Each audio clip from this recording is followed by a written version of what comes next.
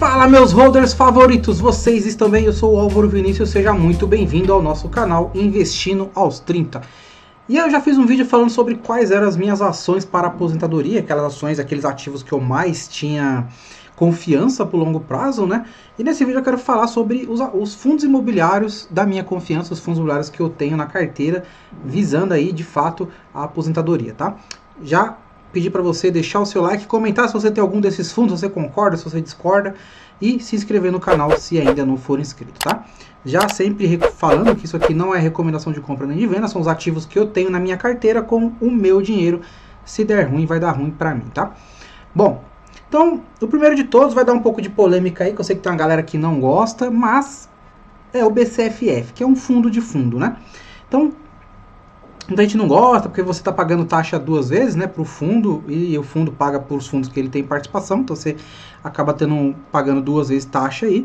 Mas o BCFF é um fundo que tem há mais de 10 anos, né, no mercado, e fundo imobiliário tem que me dar três coisas: diversificação, segurança e renda passiva, e o BCFF ele me traz isso, então não tem porquê eu achar que só porque é fundo de fundo não posso ter na minha carteira, né? Então as pessoas falam, mas você poderia escolher fundos que estão dentro do BCFF. Mais ou menos, porque o gestor consegue fazer movimentos e consegue investir em fundos imobiliários que são para investidores qualificados. Então eles têm acesso a fundos que nós, meros mortais, não temos. Além do mais, eles fazem movimentos que nós, investidores buy and hold de longo prazo, não vamos fazer, né? De compra e venda de alguns fundos, comprando na baixa, vendendo na alta, e eu não estou nem aí. Entregando o meu rendimento mensal, meu amigo, o gestor pode fazer o que ele quiser com o fundo, né? Mas, bom, um pouquinho do BCFF aqui. Então, já sabemos que ele é um fundo de fundo, já fez 9 emissões, né? É um dos fundos mais antigos que tem aí. O último rendimento dele de 0,45, que vai aumentar, inclusive, vou mostrar para vocês já. 220 mil investidores, né? É um dos FIIs fundos imobiliários mais com mais investidores, né? Com mais cotistas. Dividend yield de 6,3, muito bom esse dividend yield. Para mim passou de 6, tá ótimo. Tem 64 fundos imobiliários na carteira, então bastante diversificado, né? A gente vai ver aqui que shopping representa 16%, laje corporativa 14%, tem 17% em caixa, para ele poder usar aí. Fundos de papel, né, representa 29%, contrato atípicos 22%. Aqui um pouquinho do resultado. Os top 20, como ele tem muito fundo imobiliário, nem caberia no relatório aqui, então eles mostram só o top 20, a gente vê o BTCR como mais representa 7% apenas do BCFF, né, então é um fundo muito diversificado mesmo, e pulverizado ali nos seus investimentos, nas suas participações em outros fundos, né. E aqui, ele está colocando aqui, né, recuperação parcial do imposto de renda sobre o lucro auferido e alienação de cotas de fundos imobiliários. Então, distribuição adicional de 0,17 por cota para o segundo semestre de 2020. Então, bem legal. Outra coisa que é importante, mais um mito, né? Sempre falam que fundo de fundo acompanha o IFIX ou perde para o IFIX. Não é o caso aqui, né? Então, em 36 meses o IFIX rentabilizou 32%, o BCFF 66%, o dobro. Inclusive até mais que o IBOV, né? Então o CDI nem se compara. Então acaba um pouquinho naquele mito de que, mas o fundo de fundo ele não performa tão bem. Bom, não é o caso do BCFF, né? Vem performando muito bem aí, diga-se por sinal, tá? Então, o primeiro fundo imobiliário que eu tenho aí, visando a aposentadoria, que eu carrego bastante, quanto mais aportes, faço aportes, participo das subscrições, é o BCFF. O segundo fundo imobiliário é o Max Renda, MXRF11, é um fundo imobiliário aí híbrido, né, considerado híbrido, mas que a grande participação dele é em CRI, né, então eu considero particularmente um fundo de papel. Mas, enfim, a gente pode ver aqui as receitas dele de fato, né, a grande maioria vem de CRI, né, de participação em outros fundos e de lucros imobiliários aqui, bem pouquinho, né? Então, de fato, o maior resultado financeiro dele vem da receita dos investimentos dele em CRI, né, em papel no caso. A gente pode ver aqui o portfólio, né? Crédito imobiliário representa 86%, 2% de caixa, 5% de participação em outros fundos e 7% em imóveis, né? Então, de fato, é um fundo aí que a gente pode falar papel. Aqui a exposição dos fundos que ele tem cota, né?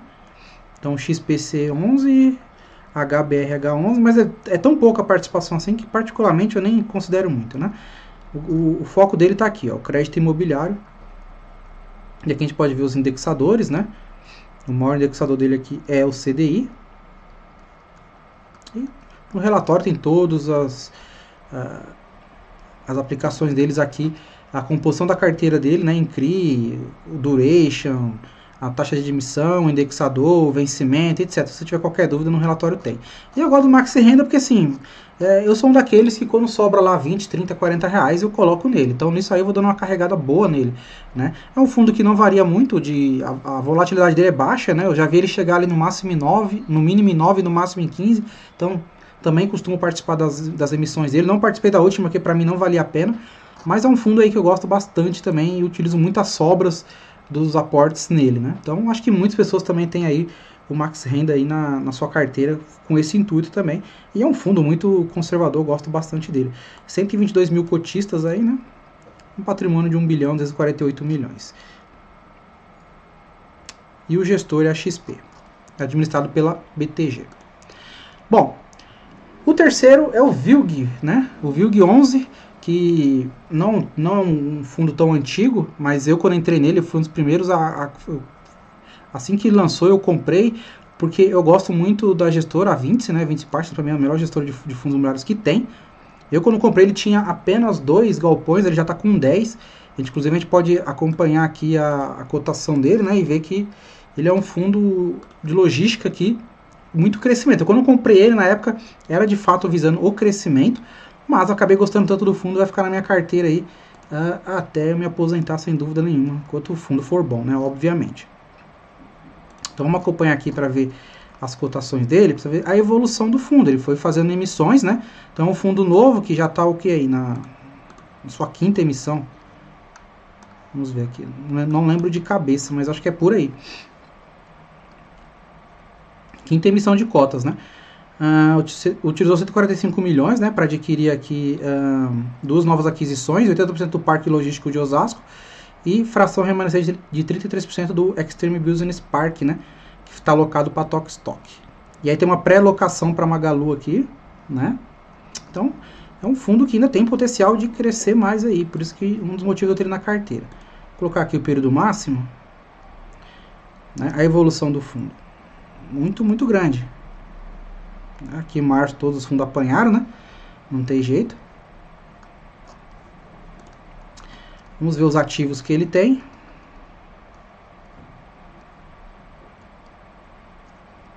Então a gente sabe que ele tem 10 galpões, né? Todos aí alugados. Vamos ver quem são esses inquilinos aí. Aqui chegou o portfólio dele, né? Então Tok Stock, Ambev, AGV Logística, Kramer, Foxconn, Petlove, Privalha, Grupo Magazine Luiza. 61% de contrato típico e 39% de contrato atípico. Segmento de atuação, a maioria do e-commerce, né? É uma tendência bastante. É por isso que eu gosto muito de fundo de logística, e o próximo fundo de aposentadoria também vai ser um fundo de logística por conta disso aqui, ó.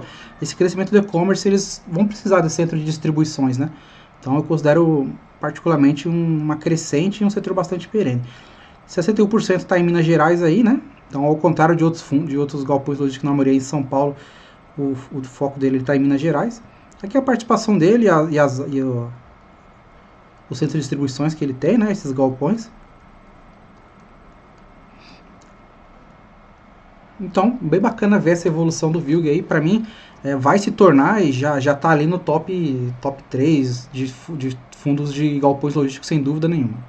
E o último aqui, para mim, que eu gosto, que é também um fundo imobiliário que eu tenho na carteira aí, muito recente também, ele lançou ali em julho de 2018, eu comprei no começo de 2019, XPLG, né, atualmente com 198 mil cotistas, e eu também gosto aí da diversificação do portfólio dele, né,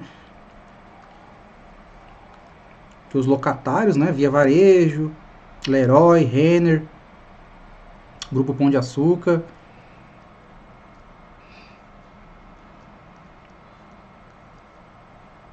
que é a distribuição geográfica do fundo, detalhamento de cada contrato, né? Então é um fundo que ele deixa bem detalhadinho.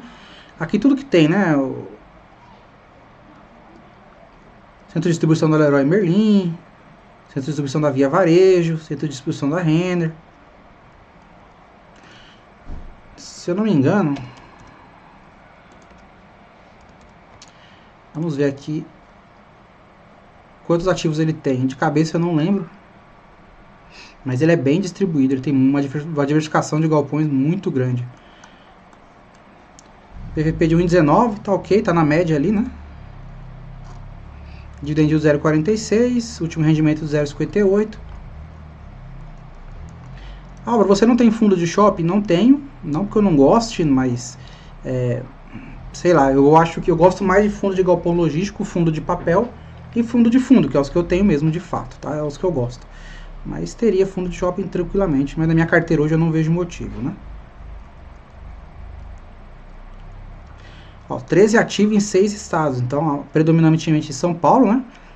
Então, a tendência de fundos de galpão logístico é ter mais galpões em São Paulo mesmo. O VILG vai na contramão, né? Tem mais em Minas Gerais. 3 ativos em 6 estados, então bastante diversificado aí. E esses foram os meus 4 fundos imobiliários que eu penso aí com pensamento de longo prazo, de continuar fazendo aportes, de reinvestir os dividendos. Então, foram BCFF, um fundo de fundo, o Max Renda, um fundo híbrido, mas predominantemente de papel, né? A maior parte da receita dele.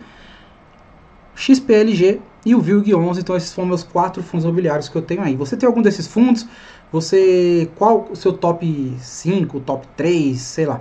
Qual seria os seus fundos imobiliários de confiança? Esses são os meus, espero que vocês gostem, né? Tenham entendido aí a minha lógica de investir neles. O BCFF talvez seja o mais... que vai dar mais motivo para discussão, porque é um fundo de fundo, muitas pessoas não gostam de fundo, particularmente me dando um rendimento mensal, diversificação e segurança, tá tranquilo, né? Então sou um cotista aí do BCFF sem problema nenhum, tá? Então nesse vídeo é isso, novamente pedir a sua curtida, pedir o seu comentário e para você se inscrever no canal se ainda não for inscrito. Um forte abraço e até breve.